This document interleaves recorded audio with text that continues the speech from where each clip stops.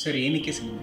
ಇಂಡಸ್ಟ್ರಿಗೆ ಬಂದು 25 ವರ್ಷ ಆಗಿತ್ತು. 25 ವರ್ಷ ಆದಮೇಲೆ ಏನು ಮಾಡಬೇಕು, ಏನಾದ್ರು ಒಂದು ಆ್ಯಕ್ಟಿವ್ ಆಗಿ ಏನೋ ಮಾಡಬೇಕಲ್ಲ ಅಂದ್ಕೊಂಡಾಗ ನನಗೆ ಹೊಳೆದಿದ್ದು ಶಾರ್ಟ್ ಫಿಲ್ಮ್ ಪ್ರೊಡಕ್ಷನ್ ಮಾಡಬೇಕು ಅಂತ. ಯಂಗ್ಸ್ಟರ್ಸ್ ಅವ್ರದ್ದು ಏನೋ ಒಂದು ಐಡಿಯಾ ಇರುತ್ತೆ ಕತೆ ಹೇಳೋ ರೀತಿ, ಅದನ್ನು ಪ್ರೆಸೆಂಟ್ ಮಾಡೋಕ್ಕೆ ಎಕ್ಸ್ಪೆರಿಮೆಂಟಲ್ ಆಗಿ ಶಾರ್ಟ್ ಫಿಲ್ಮ್ ಮಾಡೋ ಒಂದು ಕಾನ್ಸೆಪ್ಟಲ್ಲಿ ನಾನು ಯೂಟ್ಯೂಬ್ ಚಾನಲ್ ಓಪನ್ ಮಾಡಿದೆ. ಇಂಡಸ್ಟ್ರಿಯಲ್ಲಿರೋ ಪ್ರೊಡ್ಯೂಸರ್ಸು ಡೈರೆಕ್ಟರ್ಗಳಿಗೆಲ್ಲ ಅದನ್ನು ತೋರಿಸೋದು, ಇದು ಜಾಸ್ತಿ ಜನಕ್ಕೆ ರೀಚ್ ಆಗಬೇಕು, ಒಂದು ಕಾಂಪಿಟೇಷನ್ ನಡಿಬೇಕು, ಆ ಒಂದು ಬಗ್ಗೆ ವಿಚಾರ ಮಾಡ್ತಿದ್ದಾಗ ನನಗೆ ಒಂದು ಸಿನಿಮಿನಿ ಮಾಡೋಣ ಅಂತ ಒಂದು ಕನಸು ಕಂಡಿದ್ದೆ. ಸೊ ಅದನ್ನು ನನಸು ಮಾಡೋಕ್ಕೆ ನಾನು ನಾಗತಿಹಳ್ಳಿ ಅವ್ರ 10 ಸಿನಿಮಾನ ಅಪ್ರೋಚ್ ಮಾಡಿದಾಗ ಅವರು ಖಂಡಿತ ಮಾಡೋಣ, ಇದು ಹುಡುಗರಿಗೆ ಬೆನಿಫಿಟ್ ಆಗಬೇಕು, ಬರೀ ಒಂದು ಸರ್ಟಿಫಿಕೇಟಿಂದ ಬೇಡ, ಕ್ಯಾಶ್ ಪ್ರೈಸಿಂಗು ಏನು ಬರುತ್ತೆ ಇದರಲ್ಲಿ ಅದು ಅವ್ರಿಗೆ ಮ್ಯಾಕ್ಸಿಮಮ್ ಯುಟಿಲೈಸ್ ಆಗೋ ಥರದಲ್ಲಿ ಇರಬೇಕು, ಆ ಥರದ್ದು ಒಂದು ಕಾನ್ಸೆಪ್ಟ್ ಇಟ್ಕೊಂಡು ಮಾಡೋಣ ಅಂತ ಹೇಳ್ಬಿಟ್ಟು ಸಿನಿಮಿನಿನ ಸ್ಟಾರ್ಟ್ ಮಾಡಿ.